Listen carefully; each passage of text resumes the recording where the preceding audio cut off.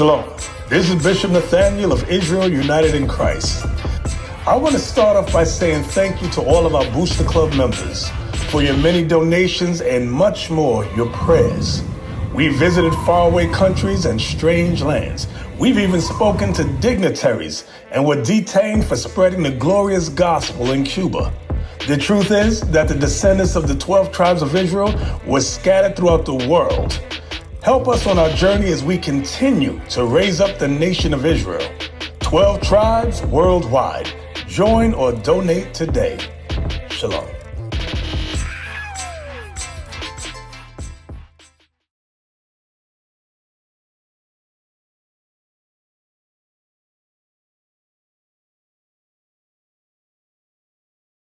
Now the question I have for you, and then the question you should be asking me is, look around here, look in this mall.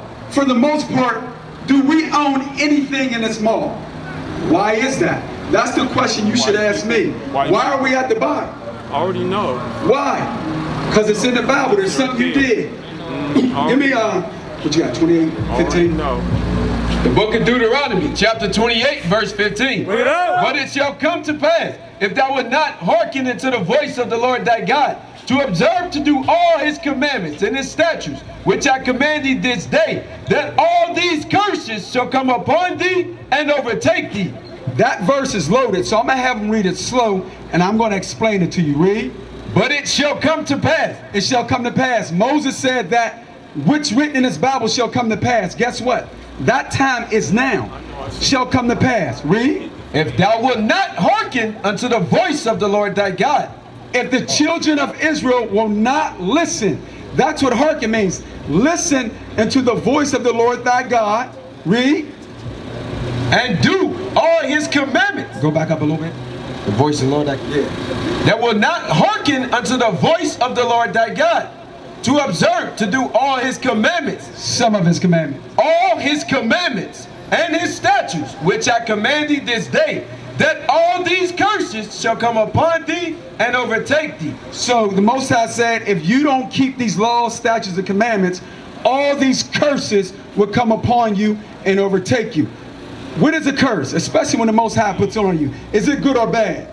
Bad. Tell me something bad that happened to the so-called blacks that's here in America. Something that has not happened to nobody else. I'll give you a clue. Slavery. How did we get here? White men took us over here. What was our mode of transportation? Ships. Did that happen to anybody else? No. Guess where it's written at? Is that written in the Bible? Oh, no. Yes, it is. I see. Remember that last part said, all these curses shall be upon thee for a sign? No, matter of fact, give me that. Give me verse 46. Verse 46?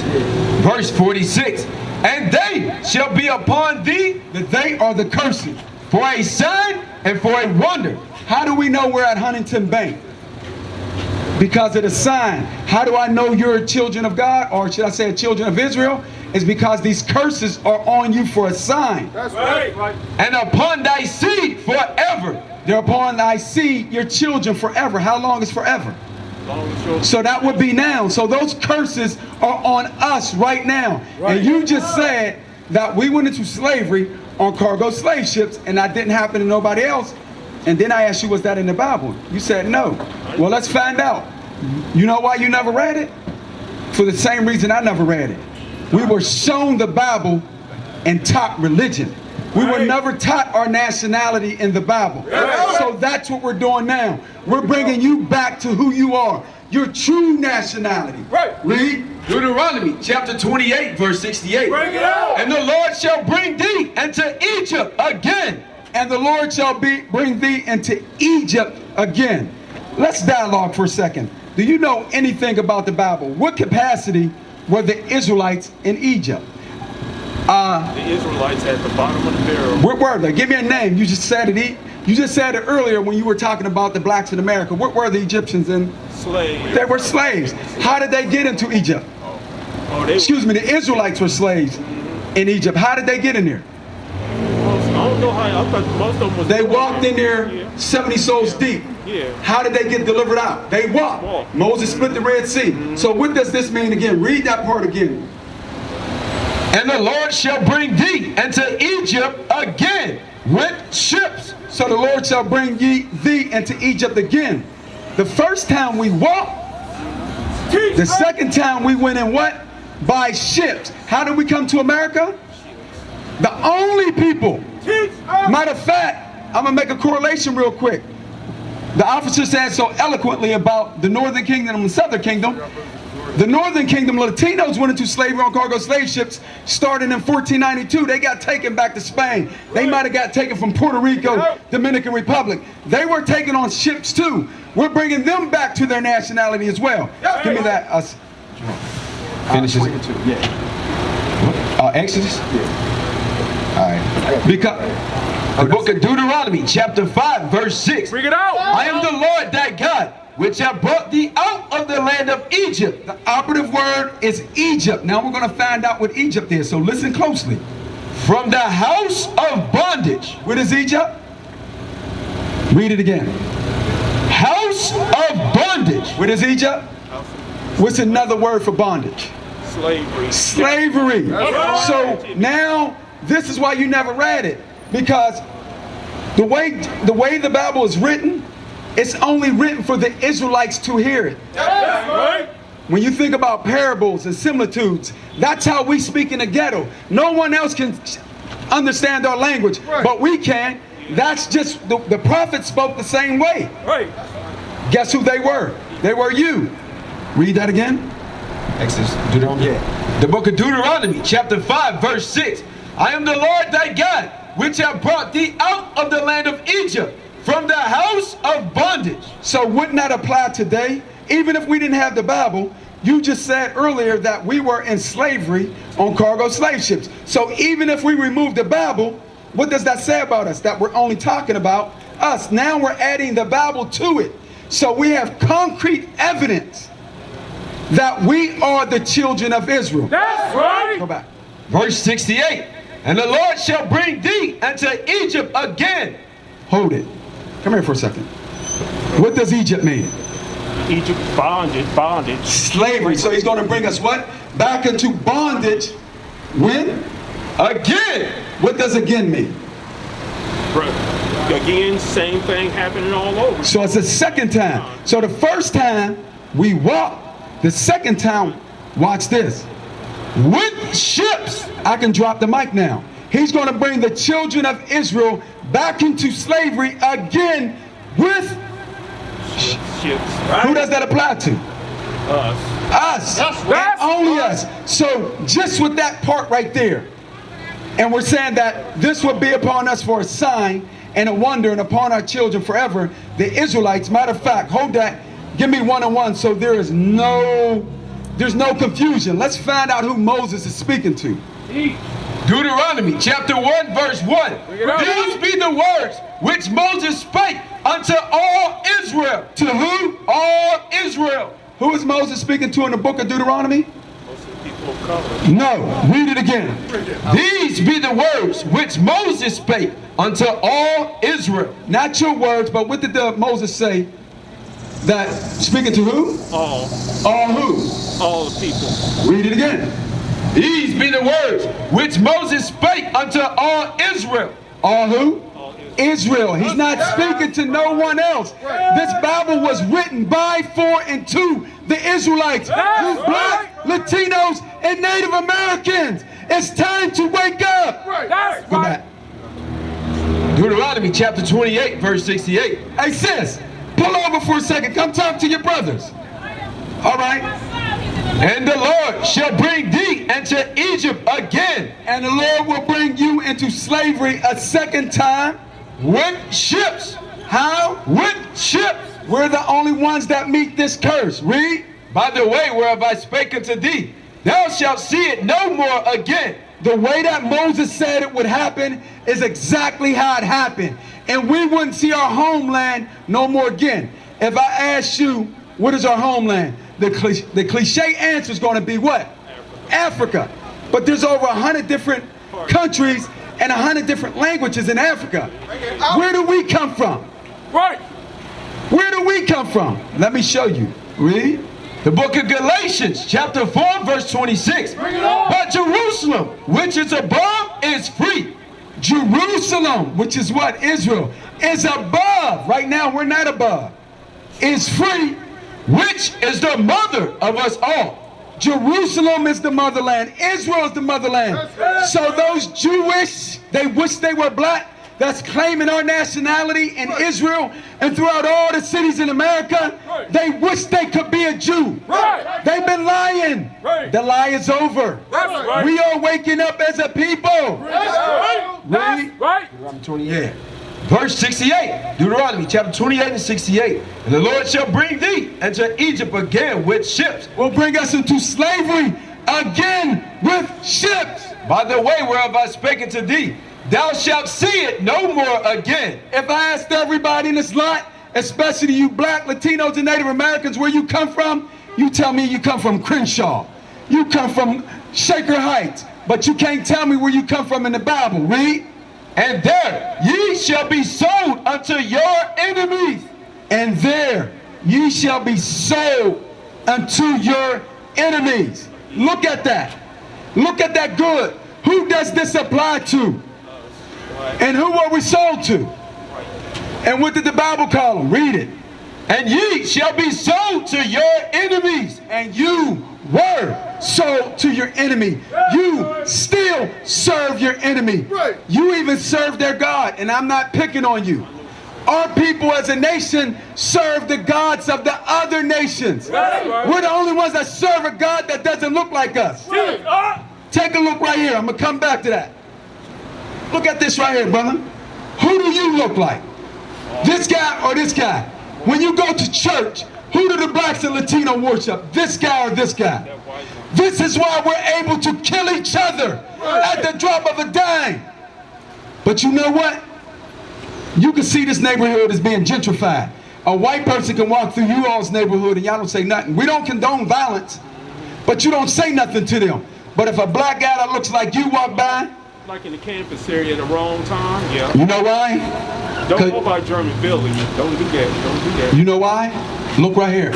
You love this man. Even if you know this is Christ, you follow the doctrine that comes with this man. I don't have no pictures in my apartment. You celebrate Christmas? I had this. You celebrate Christmas? That's what I have. Hey, you, most of us. What holidays you celebrate? I know you celebrate Thanksgiving. Yeah, you gotta eat. Well, guess what? Right, man. Listen, you celebrate this man because you know what you worshiping? The killing of all your brothers and sisters. Right. When you celebrate Thanksgiving. Right. The cranberry sauce is your blood being shed. Right. All of that is your death. It's white supremacy. That's what you celebrate. The death of your people. You got it? Proverbs chapter 3 verse 31. Envy thou not the oppressor. Who did the Bible say our oppressor was? They sold us into slavery? The white man. But not only him. As the officer said so eloquently earlier, East Indians, the Chinese, the true Africans, the white man, all of them are your enemies, and you serve all of their gods. Read, hold your thought. Envy thou not the oppressor, and choose none of his ways. Says, envy not the oppressor and choose none of his ways. Right. Do you think you're envying your oppressor right now? Let me show you in Leviticus. Let me show you right now. Because there's small things that we think are small, but they are big things. You know why? Because those small things keep us at the bottom. So if we can correct the small things, we won't have no problem with correcting the big things. So do you believe in this Bible? Now watch this. One thing about the Bible, it's going to test you. You can say it with your mouth, but we're going to find out if your actions mimic what your mouth said. Right? 21 and 5 and 1927 both. Get out. Because it's very important. Because we're saying that this Bible only pertains to you. You should be saying to me, Officer Aaron, every time I open my mouth, you should say, prove it. We're doing it anyway because we don't tell you our words. We give you the words of the Most High. That's right. Read. Leviticus chapter 21 verse 5. They shall not make baldness upon their head. What does that mean? They shall not make baldness upon their head. What does that mean? Untruth, lies. It's literal. It's not speaking in a parable right now. It's literal. Thou shalt not make boldness upon your hair. You should see your hair. Do not put a razor to your head like Michael Jordan, Charles Barkley, Tyrese, any of them. You are not to make boldness upon your head. No, right. Pay close attention to this next part.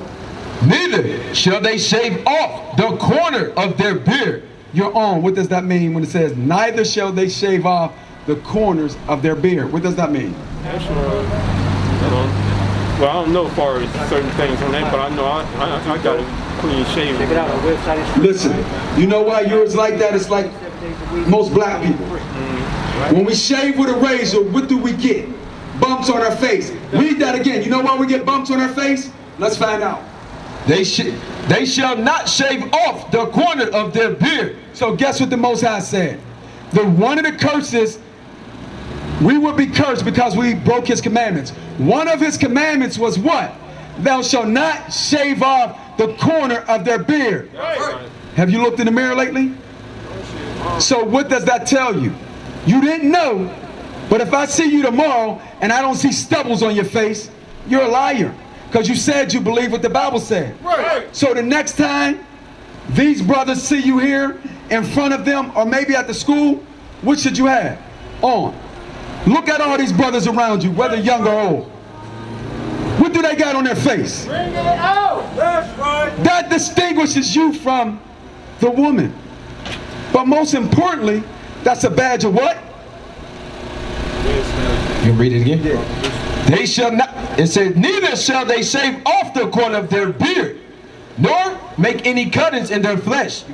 Yeah, he's going to get it. So, we got to understand words, because a lot of times when we read this Bible, we gloss over words that we don't understand. And a lot of times we highlight stuff with a black marker. Because obviously, you said you believe God, but you never read that. I've seen that part. I've seen the other Bible, but it wasn't that type in there. Guess what? It's in all of them. Now watch this. Let's find out what the beard represents. Call the book out. This is the Zondervan Compact Bible Dictionary. Let me see. Beard. Here it is. Beard. A badge of manly dignity. A badge of manly dignity. So if you don't have your beard on, do you have any type of dignity right now, according to the Most High? Because guess what? I used to rock it. When I would be out hanging out back in the day, we'd get a nice trim up, might get a goatee. And when we went to work, what did they force us to do? Shave it. But guess what? You no longer have to do that. You can wear your beard to work if you choose to. Right. All you got to do is get a letter from Israel United in Christ. When you come to the school, they can furnish you with that letter. You can take it to your job, and you can say, look, I'm not shaving my beard no more, because this is a badge of what? A badge of manly dignity. Right. Because right now, this is the crazy part. In our society today, we cannot tell the difference between men and women. Right. If a girl, or like they call themselves studs, come up here dressed like you, no beard, and you have no beard, how do I know who the heck you are? How do I know who you are? Right. Bring it out. And if I see you from behind or from the side and you don't got a beard, because some of the women look more manly than our men. Right. Am I lying? This is why the Bible said this. Go back to Leviticus. Leviticus chapter 21, verse 5. They shall not make baldness upon their head, neither shall they shave off the corner of their beard, nor make any cuttings in the flesh. Do you understand that? The reason why I'm asking you that is, give me Deuteronomy 28:15. It says, do all my commandments, and if you don't, these curses will be upon you. So shaving your beard, is that a big thing? Well, usually going places, being a black man, certain places, you can't go around big afros and... Look at these brothers. Look, take a good look. We rock our froze if we got here. I don't got it no more, but I'm okay with that. Right. But guess what? We rock our froze, we rock our beard, because guess who look like that? Look at Christ. Right. We used to scream black power while heroin was pushed. But at the end of the day, nothing's in vain. IUIC has been given a vision. The tents of Judah has risen. Many has attempted the mission, Minor murmuring, omitting, and missing the mark. Just reading that he had the flame of fire in his eyes gave us the spark. We on Paul's mission. We out on the road, purple and gold. From Mexico, Cuba, Haiti, Ghana, Sierra Leone. 144,000 boots banging, concrete crackling. These are our men repented at heart. The scriptures is proof. IUIC, we deliver the truth.